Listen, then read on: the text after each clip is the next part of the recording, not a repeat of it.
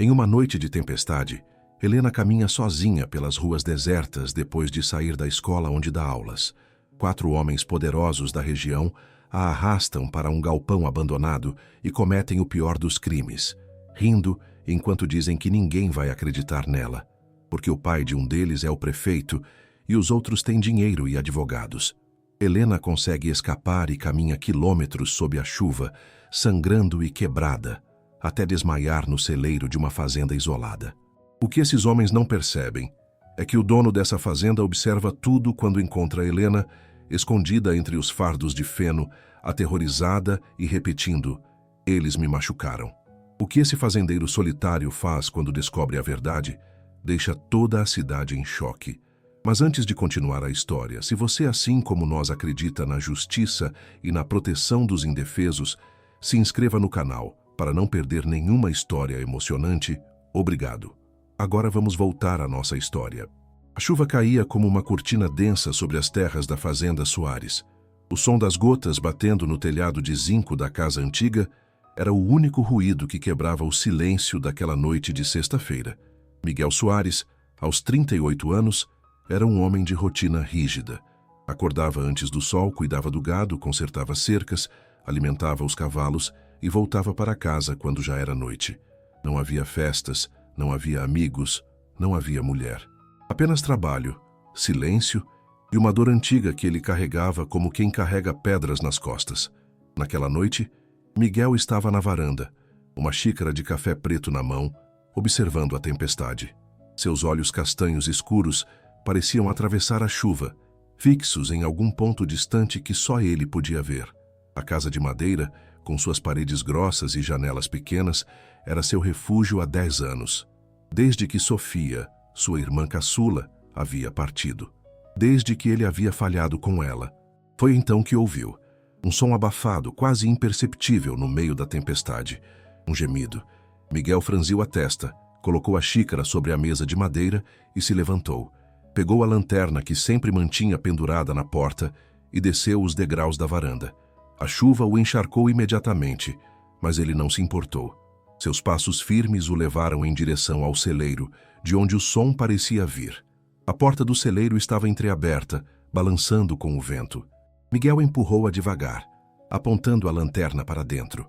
O feixe de luz cortou a escuridão e revelou uma figura encolhida no canto, entre os fardos de feno. Era uma mulher, jovem. Seus cabelos castanhos estavam grudados no rosto, misturados com lama e sangue. As roupas rasgadas em vários lugares mal cobriam seu corpo tremendo.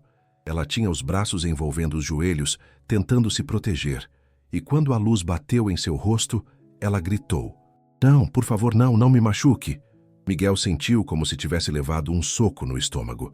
Aquela voz, aquele terror. Era Sofia de novo. Eram os mesmos olhos assustados, a mesma fragilidade quebrada. Ele engoliu em seco e deu um passo para trás, baixando a lanterna para não cegá-la. "Calma", disse com a voz rouca, tentando soar o mais suave possível. "Não vou machucar você. Está ferida. Precisa de ajuda." A mulher o encarou por longos segundos, os olhos arregalados, o corpo tenso como se estivesse pronta para fugir ou lutar. Mas não havia para onde ir. Ela estava exausta, ferida, e ele podia ver isso. Lentamente, muito lentamente, Miguel se ajoelhou no chão molhado, colocando a lanterna ao lado para que ela pudesse vê-lo melhor. "Meu nome é Miguel. Essa é minha fazenda. Você está segura aqui. Ninguém vai machucar você. Prometo." As lágrimas começaram a escorrer pelo rosto sujo dela. Seus lábios tremiam, e quando finalmente conseguiu falar, as palavras saíram em soluços entrecortados. Eles me machucaram. Por favor, não me machuque também." Algo dentro de Miguel se partiu.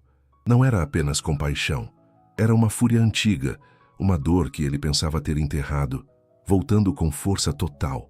Ele fechou os olhos por um segundo, respirou fundo, e quando os abriu novamente, havia determinação ali. "Quem fez isso com você?" Ela balançou a cabeça, tremendo ainda mais. Não conseguia responder. Miguel entendeu. Não era hora de perguntas. Era hora de agir. Ele tirou sua jaqueta de couro, a mesma que usava todos os dias, e estendeu para ela. "Vou te levar para dentro da casa. Tem água quente, comida, um lugar seguro para dormir. Pode confiar em mim. Helena, esse era o nome dela. Embora Miguel só fosse descobrir isso depois, olhou para a jaqueta, depois para o homem à sua frente. Havia algo nele. Não era apenas a voz firme ou o olhar honesto. Era a dor que ela reconhecia, a mesma dor que ela agora carregava. Devagar ela pegou a jaqueta e a colocou sobre os ombros. Miguel se levantou e estendeu a mão. Ela hesitou, mas finalmente a aceitou. O caminho até a casa foi silencioso, apenas o som da chuva e dos passos lentos. Miguel a guiou até o quarto de hóspedes, um cômodo simples mas limpo, com uma cama de solteiro, um armário de madeira e uma janela que dava para os campos. Ele acendeu o lampião na parede e deixou que a luz suave preenchesse o espaço. Vou buscar o kit de primeiros socorros e água quente. Tem roupas limpas no armário. Pode usar o que precisar. Vou deixar a porta entreaberta, mas não vou entrar sem sua permissão. Está bem? Ela assentiu, ainda em choque, ainda sem acreditar que estava ali. Miguel saiu, mas não fechou completamente a porta.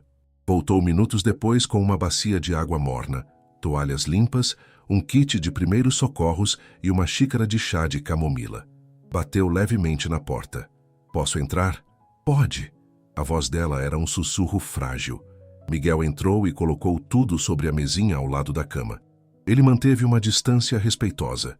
Seus movimentos eram cuidadosos, deliberados, como se estivesse lidando com algo muito frágil que poderia quebrar a qualquer momento. Preciso limpar esses ferimentos. Alguns estão infeccionados. Vou ser o mais cuidadoso possível, mas vai doer um pouco. Pode me avisar se quiser que eu pare. Helena olhou para ele e, pela primeira vez, seus olhos não mostravam apenas medo. Havia ali um lampejo de algo que ela pensava ter perdido para sempre. Esperança. Ela assentiu e deixou que ele se aproximasse. Miguel trabalhou em silêncio, limpando os cortes no rosto dela, nos braços, nos ombros. Cada ferimento que via fazia sua mandíbula apertar mais, a raiva crescendo como uma tempestade dentro dele. Mas suas mãos permaneciam gentis, firmes, cuidadosas. Quando terminou, ele a olhou nos olhos. Preciso chamar um médico. Alguns desses ferimentos são sérios. Não, ela disse rapidamente, agarrando o pulso dele. Não pode chamar ninguém. Eles vão descobrir. Eles vão me encontrar. Miguel franziu a testa. Quem são eles? Helena desviou o olhar, as lágrimas voltando a escorrer. Ela queria contar, queria gritar os nomes, mas o medo era maior. O medo do que eles poderiam fazer, do que fariam se descobrissem que ela estava viva. Tudo bem, Miguel disse suavemente, soltando-se do aperto dela, mas mantendo a mão próxima caso ela precisasse. Não vou forçar você a falar, mas quando estiver pronta, eu quero saber quem fez isso, porque quem quer que sejam, vão pagar. Havia uma frieza naquelas palavras, uma promessa que não era vazia. Helena o olhou e viu algo que a assustou e ao mesmo tempo a confortou. Viu justiça, vingança, proteção, tudo misturado em um homem que ela acabara de conhecer, mas que, de alguma forma, sentia que poderia confiar. Naquela noite, Miguel não dormiu. Ficou sentado na sala, o rifle antigo do pai apoiado na parede ao lado, os ouvidos atentos a qualquer som. Ele sabia que quem quer que tivesse feito aquilo com ela poderia estar procurando. E se viessem, estariam prontos. Fim do ato 8. Primeira pergunta. Mas antes de continuar, me diz uma coisa. Se você encontrasse alguém assim, completamente quebrado, aterrorizado, pedindo ajuda, você teria coragem de proteger essa pessoa mesmo sabendo que isso poderia colocar sua própria vida em risco? Pausa o vídeo agora e vai nos comentários contar o que você faria nessa situação. Os primeiros raios de sol atravessaram as cortinas do quarto de hóspedes. Helena abriu os olhos devagar, confusa por um momento sobre onde estava. Então tudo voltou. A dor, o medo, mas também a segurança. Ela estava na casa de um estranho, mas pela primeira vez em dias havia dormido sem pesadelos. Sentou-se na cama com cuidado, sentindo cada músculo do corpo doer. Olhou para as roupas que havia encontrado no armário na noite anterior. Uma calça de moletom cinza e uma camisa de flanela xadrez. Ambas grandes demais para ela, mas limpas e confortáveis. Levantou-se devagar e foi até a janela. Lá fora, Os campos se estendiam verdes e molhados pela chuva da noite anterior. No curral, podia ver Miguel alimentando os cavalos, seus movimentos precisos e firmes. Helena desceu as escadas com cuidado, os degraus de madeira rangendo sob seus pés. A casa cheirava a café fresco e pão assado. Na cozinha, encontrou uma mesa posta com uma toalha quadriculada, um prato com pão, manteiga, geleia de morango e uma xícara de café já servida. Ao lado, um bilhete escrito com letra firme. Coma o quanto quiser, não precisa fazer nada, só descanse, volto logo, Miguel. Lágrimas se formaram em seus olhos. Quando foi a última vez que alguém havia cuidado dela assim? Sua avó, talvez. Antes de partir, 5 anos atrás, deixando Helena completamente sozinha no mundo.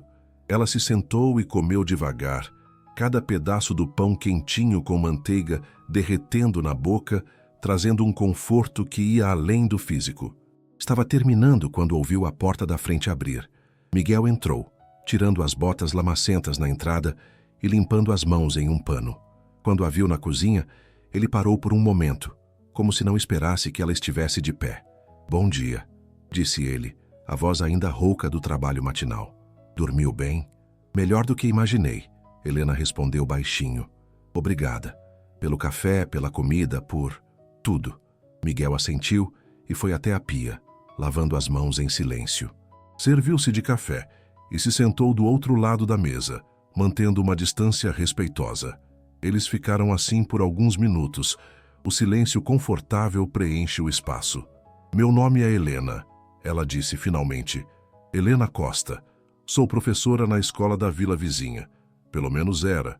Miguel a olhou, encorajando-a a continuar sem pressioná-la. 3 dias atrás, Helena continuou, a voz tremendo, mas determinada. "Eu saí de uma reunião na escola.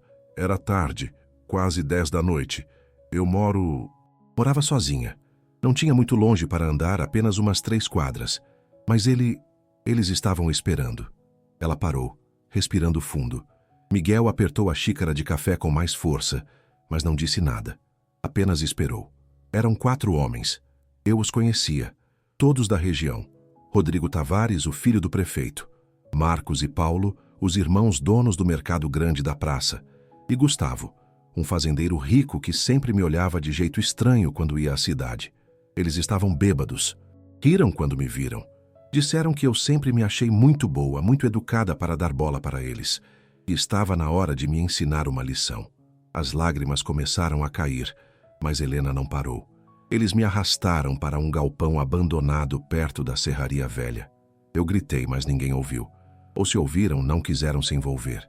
Eles fizeram coisas horríveis, um de cada vez, enquanto os outros seguravam. Rodrigo foi o pior. Quando terminaram, eu ameacei denunciá-los. Disse que ia para a polícia. Foi quando Rodrigo me bateu. Bateu tanto que pensei que ia morrer. Depois eles me jogaram na estrada e foram embora, rindo, dizendo que ninguém ia acreditar em mim, que o pai dele era o prefeito, que os irmãos eram donos de metade do comércio da cidade, que Gustavo tinha dinheiro e advogados, que eu era só uma professora sem família, sem ninguém. Ela olhou para Miguel, os olhos vermelhos, mas com uma força crescendo ali.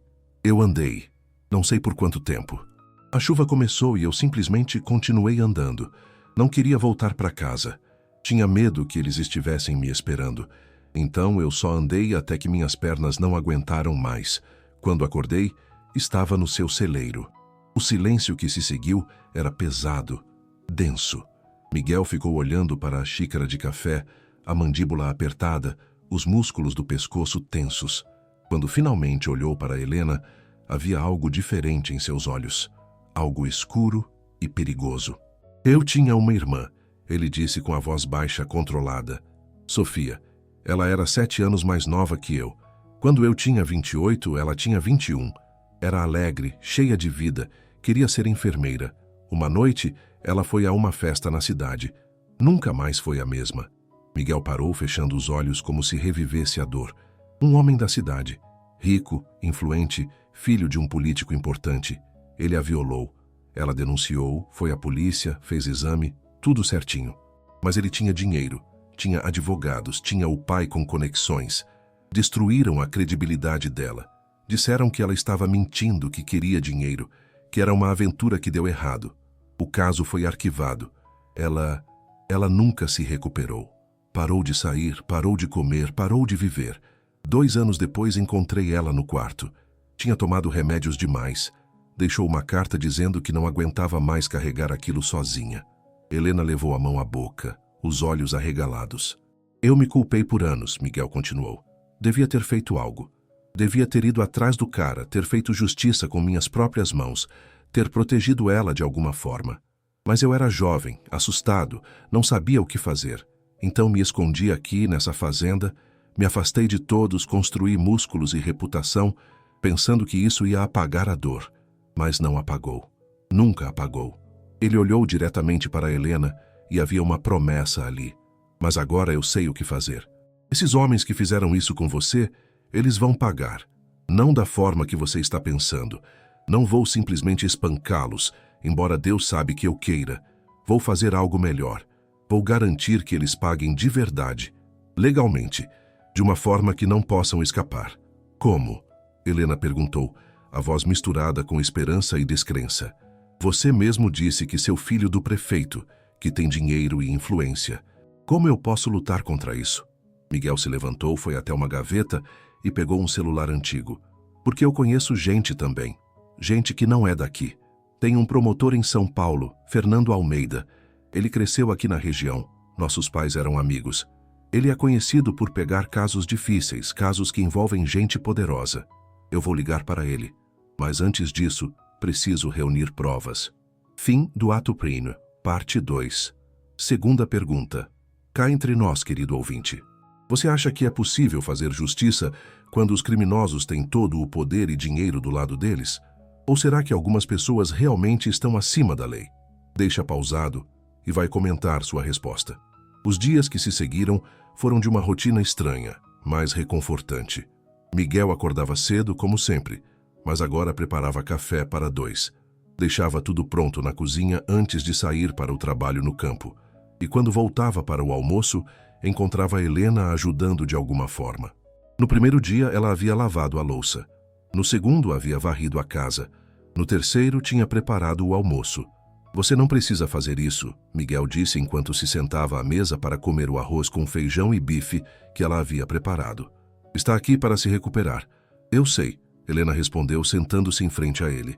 Mas preciso fazer alguma coisa. Ficar parada só me faz pensar. E quando penso, eu volto para aquela noite. Miguel entendeu. Ele próprio havia passado anos tentando afastar pensamentos ruins através do trabalho. À noite, depois do jantar, eles se sentavam na varanda. Miguel com seu café preto, Helena com chá de hortelã que ele colhia da pequena horta atrás da casa. E conversavam. Ou melhor, Helena falava e Miguel escutava.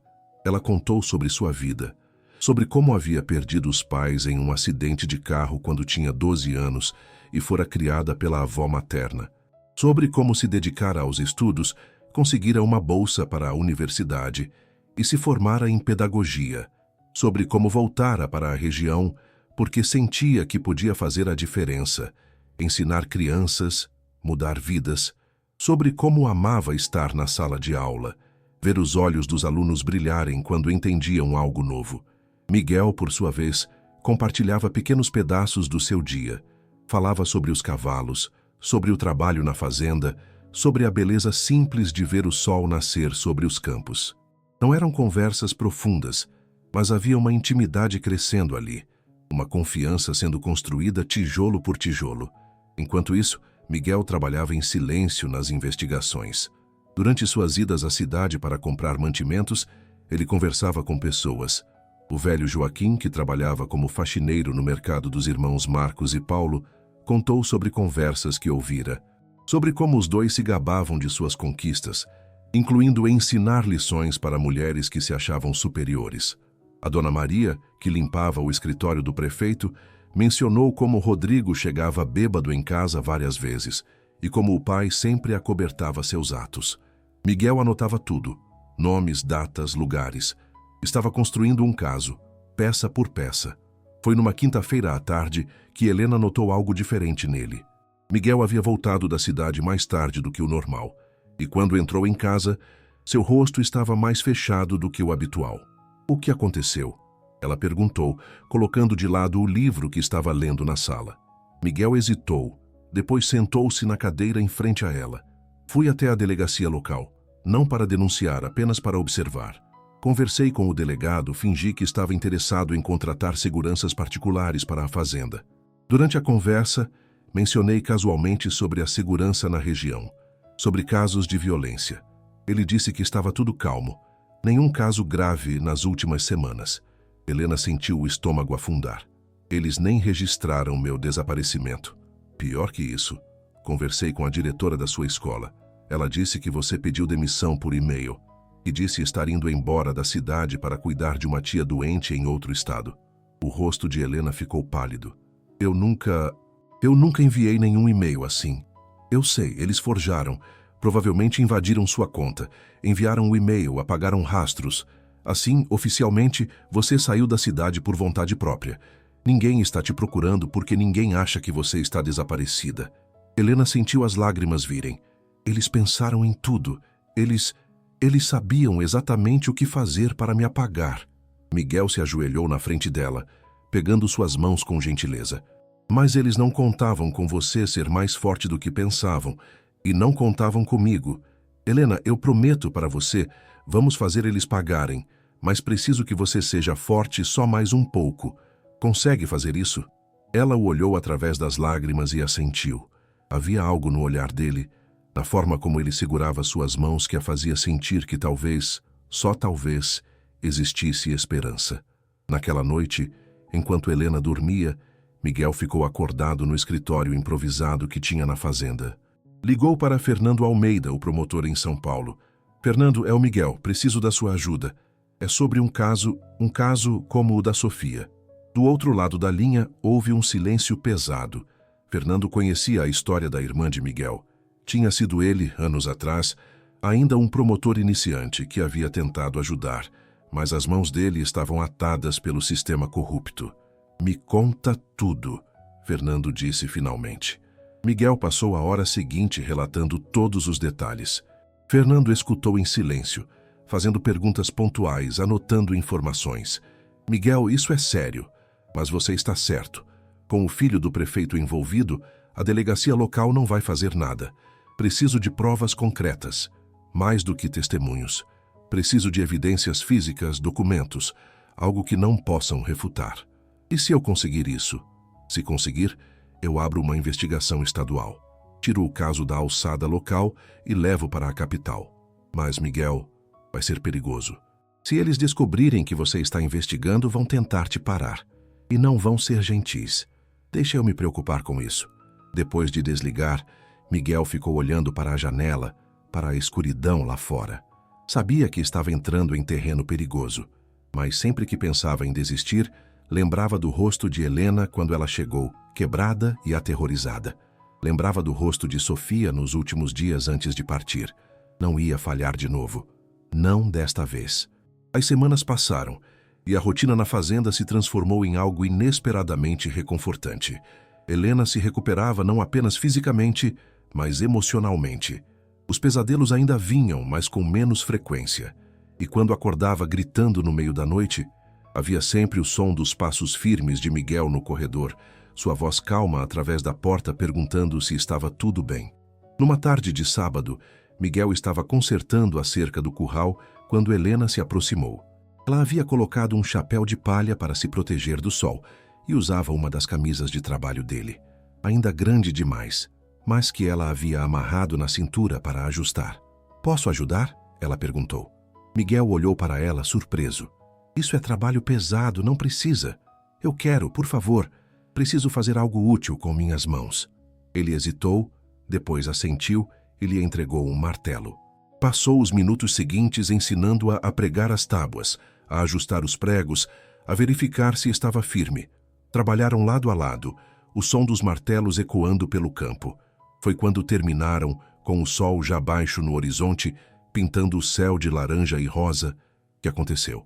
Helena limpou o suor da testa e olhou para o trabalho concluído com um sorriso genuíno. Era a primeira vez que Miguel a via sorrir assim, livre, sem peso. "Obrigada," ela disse, virando-se para ele. Por me deixar fazer isso. Por me fazer sentir útil de novo. Miguel limpou as mãos no pano que carregava no cinto e a olhou. Havia algo diferente naquele momento. A luz do pôr do sol iluminava o rosto dela, e ele percebeu quão bonita ela era. Não apenas fisicamente, mas de uma forma que ia além. Era a força que via crescer nela a cada dia. Era a coragem de continuar mesmo depois de tudo que havia passado. Você sempre foi útil, Helena. Você é incrível. Não sei se eu teria a força que você tem se estivesse no seu lugar. Ela deu um passo em direção a ele, o coração batendo mais rápido. Você tem. Você provou isso todos os dias desde que me encontrou. Miguel, eu não sei como te agradecer por tudo que tem feito, por me salvar, por cuidar de mim, por fazer-me sentir humana de novo. Eles estavam próximos agora, tão próximos que Miguel podia ver cada detalhe do rosto dela. As pequenas sardas na ponte do nariz, a cicatriz fina na sobrancelha esquerda, os olhos castanhos que o olhavam com algo que ele não se permitia interpretar. Helena, Ele começou, mas não sabia como continuar. Foi ela quem fechou a distância. Foi ela quem se ergueu nas pontas dos pés e pressionou os lábios nos dele. Foi um beijo suave, hesitante, cheio de medo e esperança ao mesmo tempo. Miguel ficou imóvel por um segundo, chocado. Depois, devagar, suas mãos foram para a cintura dela, puxando-a mais perto. O beijo se aprofundou, e por um momento tudo mais desapareceu. A dor, o medo, a raiva. Existia apenas eles dois, sob aquele céu pintado de cores quentes, com o cheiro de terra e feno ao redor. Quando se separaram, ambos estavam sem fôlego. Helena encostou a testa na dele, os olhos fechados. Desculpa, eu não devia... Você não merece ter que lidar com alguém quebrado como eu. Miguel afastou uma mecha de cabelo do rosto dela com uma gentileza que surpreendeu a ambos. Você não está quebrada. Está curada. E se alguém não merece aqui, sou eu. Uma mulher incrível como você não devia estar perdendo tempo com um fazendeiro solitário e amargurado. Ela abriu os olhos e o olhou com uma intensidade que o desarmou completamente. Você não é amargurado. Você é a pessoa mais gentil que já conheci. E eu acho que estou me apaixonando por você, Miguel Soares. O coração dele parou por um segundo, depois voltou a bater com força dobrada. Eu já estou apaixonado por você, Helena Costa. Desde o momento em que você teve coragem de me contar sua história. Desde o momento em que vi que você não ia desistir. Eles se beijaram novamente, dessa vez com mais certeza, mais paixão. E quando finalmente voltaram para a casa de mãos dadas, ambos sabiam que algo havia mudado irreversivelmente entre eles. Não era apenas proteção ou gratidão, era amor, verdadeiro, profundo, nascido da dor, mas florescendo em algo bonito. Fim do ato 2, parte 1. Terceira pergunta. Agora me fala sinceramente. Você acha que é possível se apaixonar por alguém em meio ao caos e à dor? Ou será que o amor verdadeiro só nasce em momentos de paz? Para o vídeo, 1 minutinho e me conta o que você pensa sobre isso. Na segunda-feira seguinte, Miguel foi à cidade com um propósito específico. Helena ficara em casa, trancada por segurança, com o número do celular dele caso precisasse de qualquer coisa. Ele dirigiu até o centro e estacionou em frente a um prédio comercial antigo. No segundo andar funcionava o escritório de Antônio Ferreira, um investigador particular aposentado que Miguel conhecia dos tempos em que seu pai era vivo. Antônio era um homem na casa dos 60 anos, cabelos grisalhos, óculos de leitura pendurados no pescoço e uma expressão sempre cética. Quando Miguel entrou em sua sala bagunçada, cheia de arquivos e uma mesa coberta de papéis, o velho investigador levantou os olhos e sorriu. Miguel Soares, quanto tempo? Deve fazer uns... O quê? 8 anos desde que vi você? Por aí. Preciso da sua ajuda, Antônio, é importante. O sorriso do velho homem desapareceu quando ouviu o tom na voz de Miguel. Ele indicou a cadeira em frente à mesa. Senta, me conta. Miguel passou a próxima meia hora relatando tudo. Antônio escutou em silêncio, seus dedos fazendo anotações ocasionais em um bloco amarelo. Quando Miguel terminou, o investigador recostou na cadeira e suspirou. É um caso complicado, garoto. Filho do prefeito. Comerciantes influentes, fazendeiro com dinheiro. Não vai ser fácil conseguir algo concreto contra eles. Mas é possível? Sempre é. Só vai custar tempo e dinheiro. E você precisa entender, se eles descobrirem que alguém está investigando, vão reagir. E não será bonito. Miguel tirou um envelope do bolso interno da jaqueta e colocou sobre a mesa. Dentro havia uma quantia significativa em dinheiro. É tudo que tenho economizado. Uso o que for necessário. Só preciso de provas.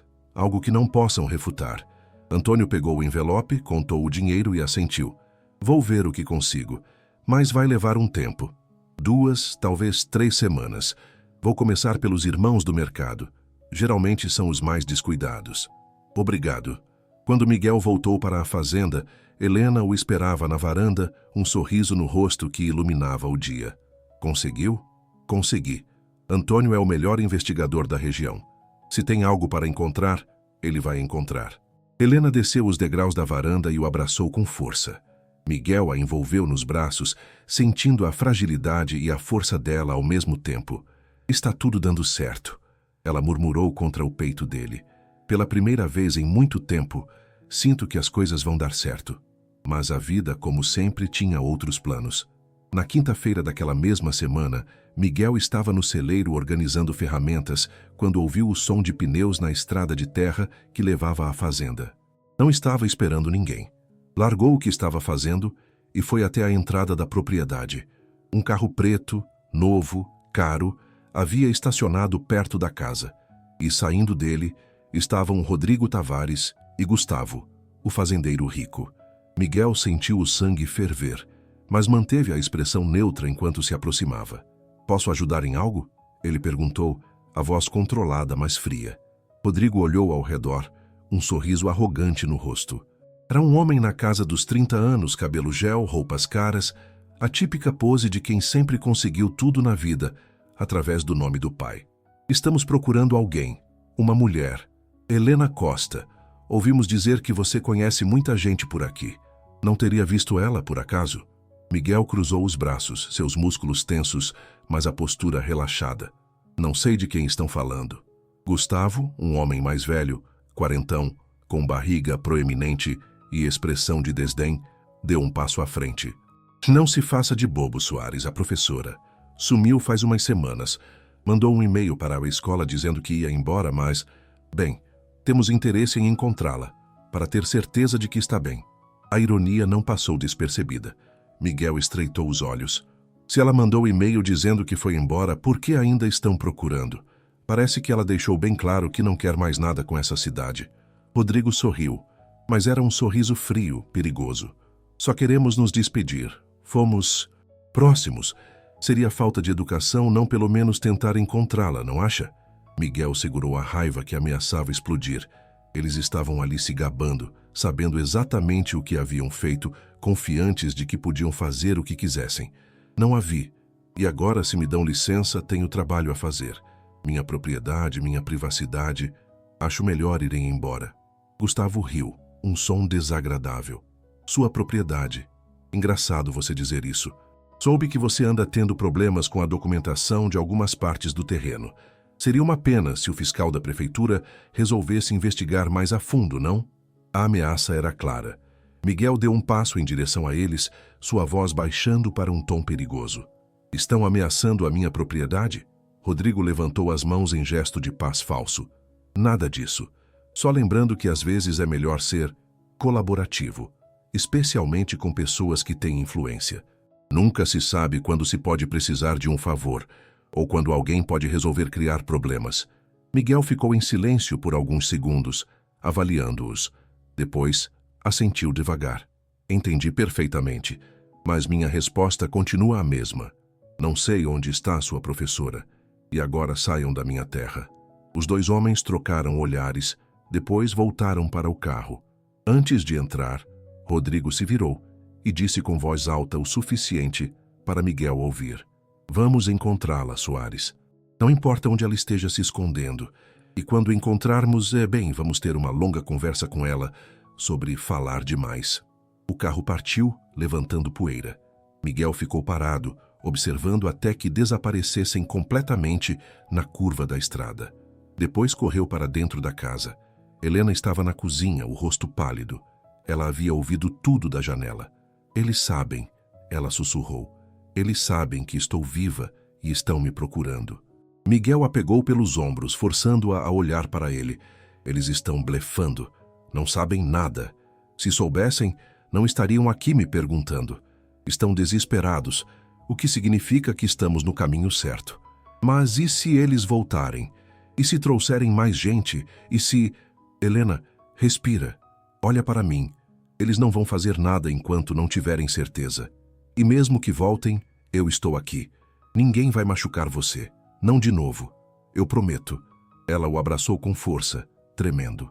Miguel assegurou sua mente trabalhando rapidamente. Precisavam acelerar as coisas. Não podiam esperar semanas. Ligou para Antônio à noite.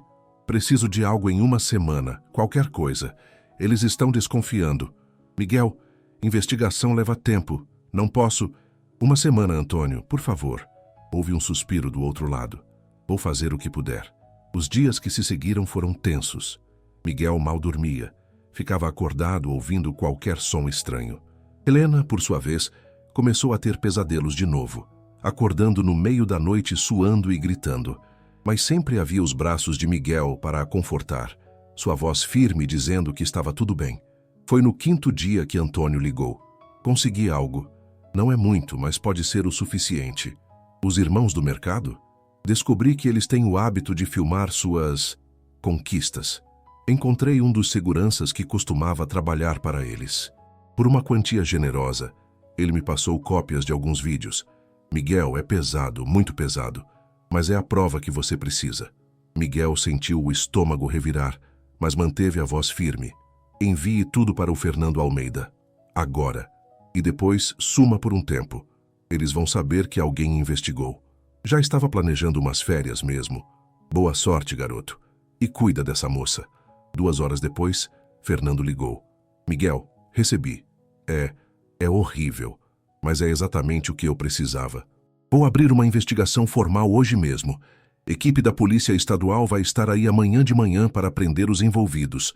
Vou precisar que Helena preste depoimento oficial. Ela está pronta, mas eles não esperaram até de manhã. Fim do ato 2, parte 2. 4ª pergunta. Deixa eu te perguntar uma coisa.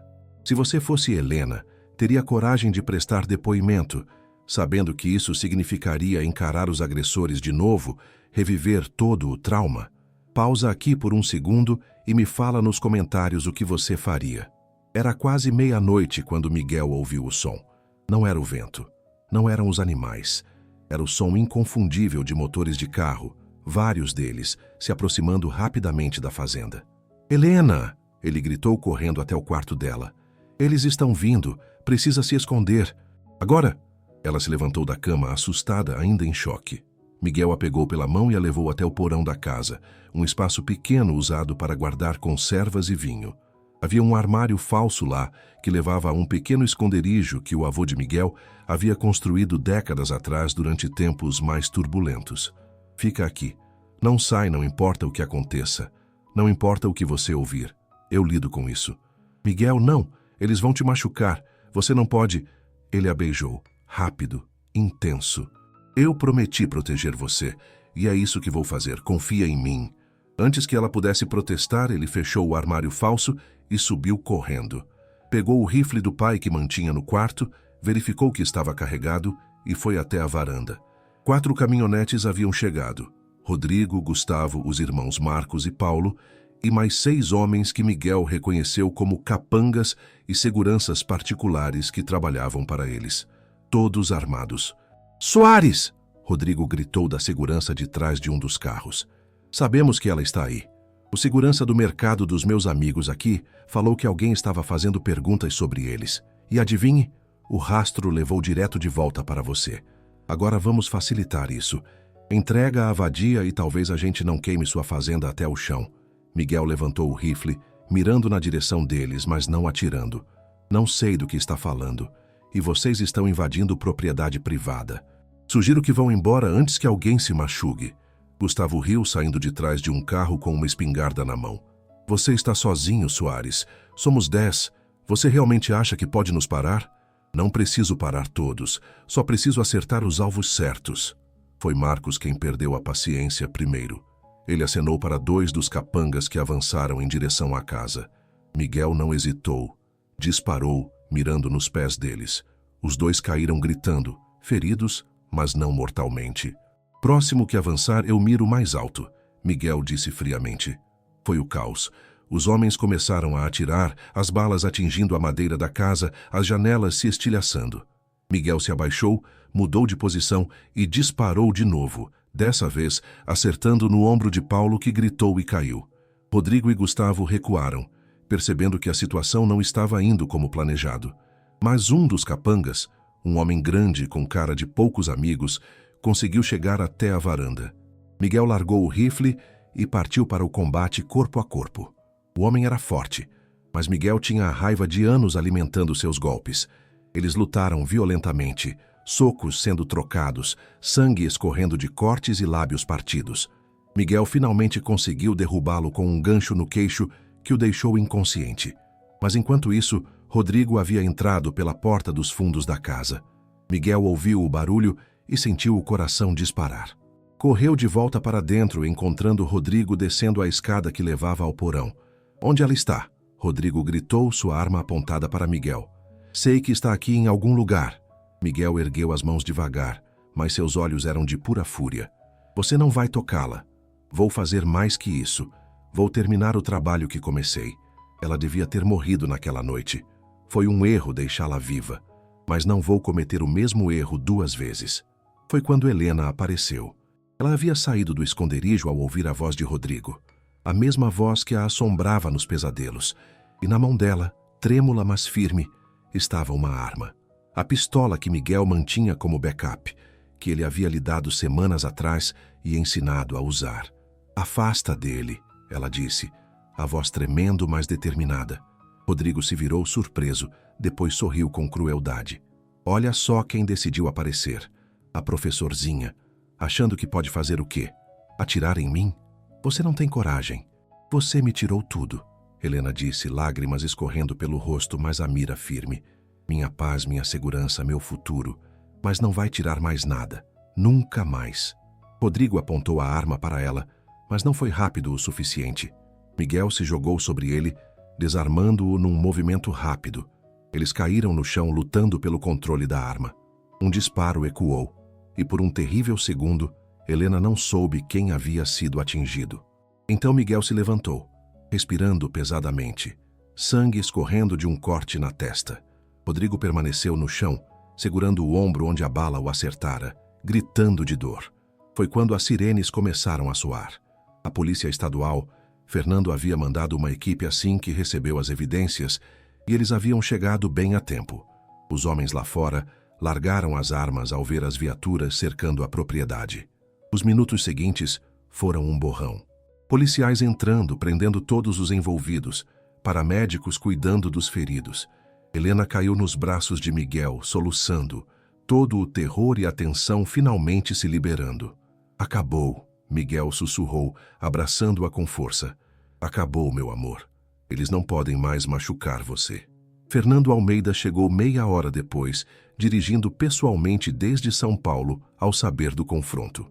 Ele era um homem na casa dos 40, cabelos começando a ficar grisalhos, óculos de armação fina e uma expressão séria, mas gentil. Miguel, ele disse, abraçando o amigo. Você está bem? Estou agora. Fernando, essa é Helena. Helena, esse é o Fernando, o promotor que vai garantir que esses bastardos paguem pelo que fizeram. Helena apertou a mão dele, ainda em choque, mas grata. Obrigada, por acreditar, por vir.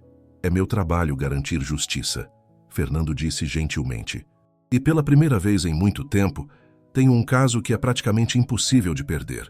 As evidências que temos são irrefutáveis. Vídeos, testemunhos, agora uma tentativa de homicídio. Eles vão passar muito tempo na prisão. Todos eles. Fim do ato 3, parte 1. Quinta pergunta. Agora me fala sinceramente. Você acha que vale a pena arriscar tudo, até a própria vida, para proteger alguém que você ama? Ou devemos sempre colocar nossa própria segurança em primeiro lugar? Para o vídeo, 1 minutinho e me conta o que você pensa sobre isso. O julgamento aconteceu 3 meses depois. Foi o evento mais comentado da região em décadas. Rodrigo Tavares, Gustavo, Marcos e Paulo foram todos acusados formalmente de estupro coletivo, tentativa de homicídio, invasão de propriedade, ameaça e uma série de outros crimes. Helena prestou depoimento. Foi o dia mais difícil de sua vida, ter que sentar naquela cadeira com todos os olhos sobre ela e relatar em detalhes o que havia acontecido naquela noite. Ver os rostos dos agressores a poucos metros de distância, seus advogados caros tentando desacreditar sua história, questionando cada detalhe, cada palavra. Mas ela não estava sozinha. Miguel estava lá, sentado na primeira fileira, seus olhos fixos nela, dando-lhe força silenciosa. Fernando conduziu o interrogatório com gentileza, mas firmeza, e quando os advogados de defesa tentaram atacar o caráter de Helena, ele os destruiu com fatos e evidências irrefutáveis. Os vídeos encontrados no computador dos irmãos selaram o destino deles. Eram tão explícitos, tão horríveis, que até os membros do júri mais céticos não puderam negar o que viram. Havia outras vítimas também. 4 mulheres que finalmente encontraram coragem para falar, inspiradas por Helena. O veredicto veio numa tarde de sexta-feira.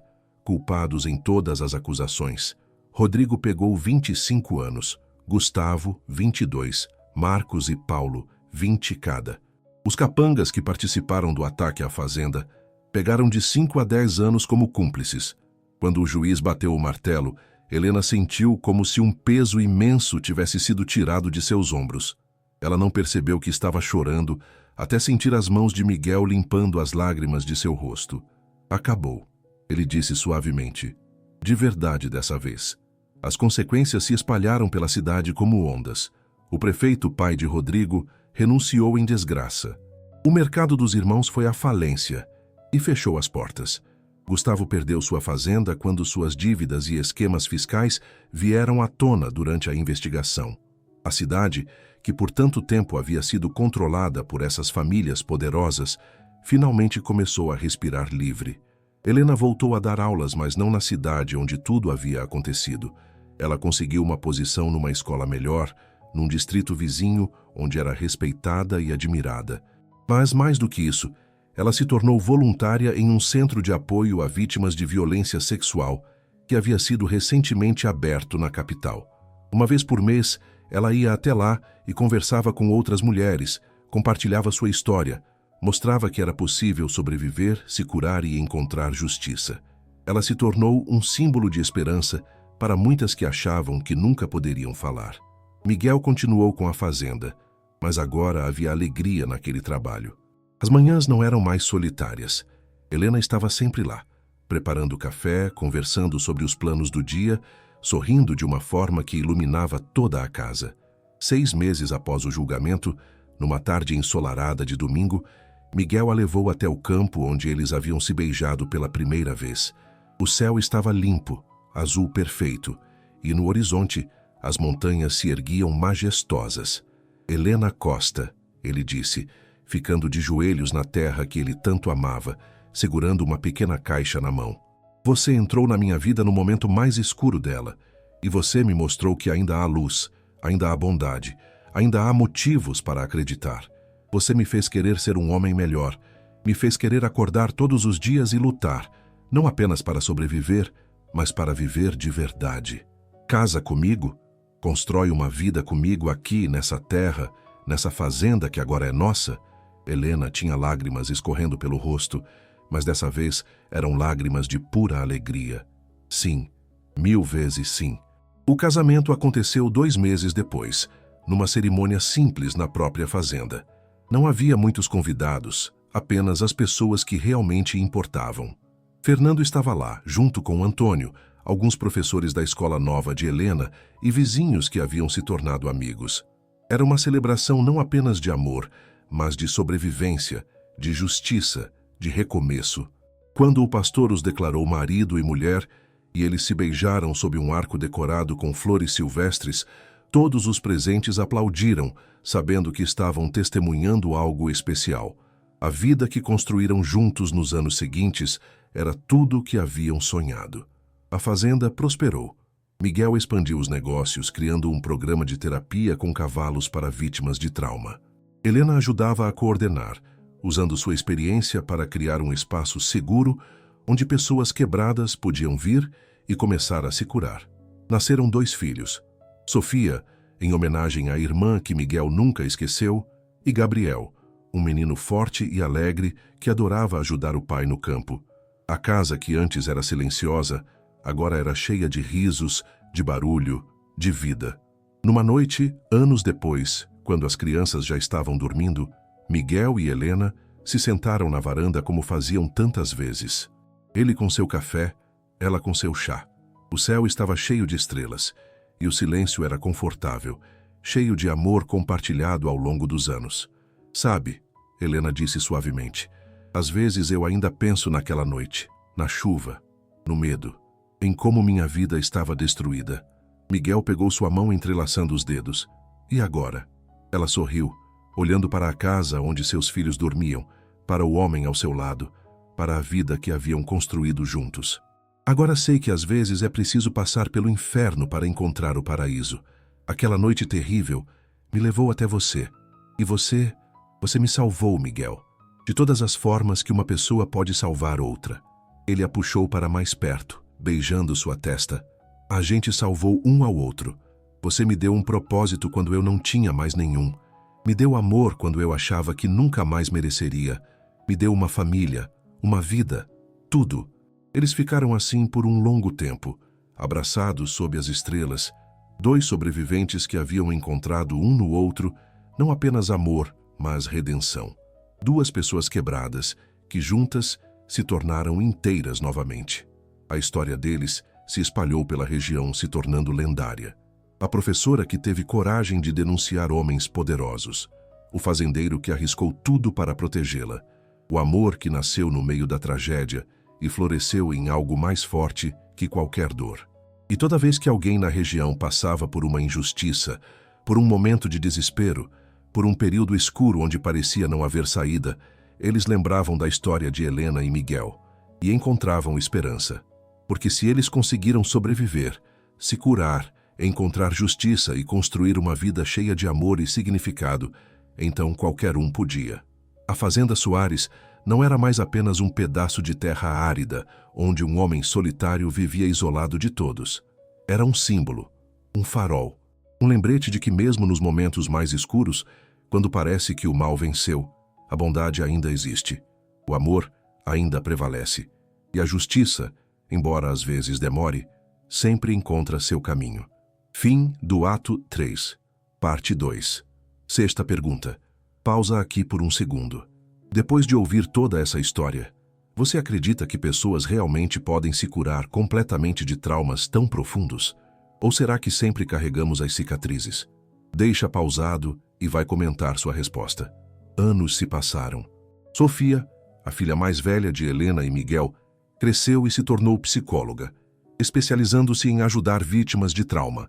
Ela dizia que foi inspirada pela história da mãe, pela força que viu nela todos os dias. Gabriel seguiu os passos do pai, assumindo a fazenda e expandindo o programa de terapia com cavalos até que se tornou reconhecido nacionalmente. O centro de apoio onde Helena trabalhava como voluntária cresceu, recebendo financiamento e se tornando referência na região. Ela continuou compartilhando sua história, não porque gostava de reviver a dor, mas porque sabia que suas palavras tinham poder. Poder de inspirar outras mulheres a denunciar. Poder de mostrar que era possível sobreviver e prosperar. Miguel, mesmo com os cabelos grisalhos e algumas rugas marcando seu rosto, ainda acordava cedo todos os dias. Mas agora ele sorria. Sorria quando via Helena preparando café. Sorria quando os netos vinham visitar e corriam pelos campos. Sorria porque finalmente havia encontrado paz. A história de Sofia, sua irmã, não teve final feliz, mas ele aprendeu a conviver com essa dor, a transformá-la em algo produtivo. Cada mulher que Helena ajudava, cada vítima que encontrava coragem através de sua história, era uma forma de honrar a memória de Sofia. Numa tarde, já com mais de 60 anos, Miguel e Helena receberam uma visita especial. Fernando Almeida, agora aposentado da promotoria, veio com sua esposa conhecer a famosa fazenda, sobre a qual tinha ouvido falar tanto.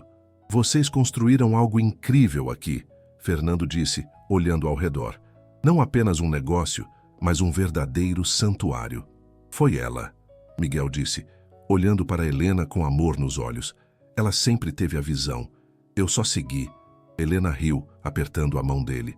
A gente construiu juntos, como sempre fizemos tudo. Enquanto tomavam café na varanda, Fernando compartilhou notícias. Rodrigo havia morrido na prisão 2 anos atrás, numa briga com outro prisioneiro. Gustavo havia tentado suicídio, mas sobrevivido, agora cumprindo pena em ala psiquiátrica. Os irmãos Marcos e Paulo estavam para sair em liberdade condicional, homens completamente diferentes, quebrados pela prisão e pelo peso de seus crimes. Como você se sente sabendo disso? Fernando perguntou a Helena. Ela pensou por um momento, olhando para o céu azul, para os campos verdes, para a vida que havia construído. Sinto nada, nem raiva, nem satisfação. Eles já não têm poder sobre mim. Já não ocupam espaço na minha mente ou no meu coração. Venci não por vê-los sofrer, mas por ter construído uma vida tão cheia de amor e propósito que não há espaço para a amargura. Era a verdade. Helena havia se curado verdadeiramente. Não significava que não tinha cicatrizes. Ainda havia noites, raras agora, em que acordava suada com fragmentos do pesadelo. Mas Miguel estava sempre lá, sua presença firme e reconfortante, lembrando-a de que estava segura, que era amada, que havia superado. Na festa de 30 anos de casamento, rodeados por filhos, netos e amigos, Miguel fez um brinde. A mulher mais forte que já conheci, a minha parceira, minha melhor amiga, o amor da minha vida. Você me mostrou que coragem não é não ter medo. Coragem é sentir o medo e seguir em frente mesmo assim. Obrigado por ter confiado em mim naquela noite chuvosa.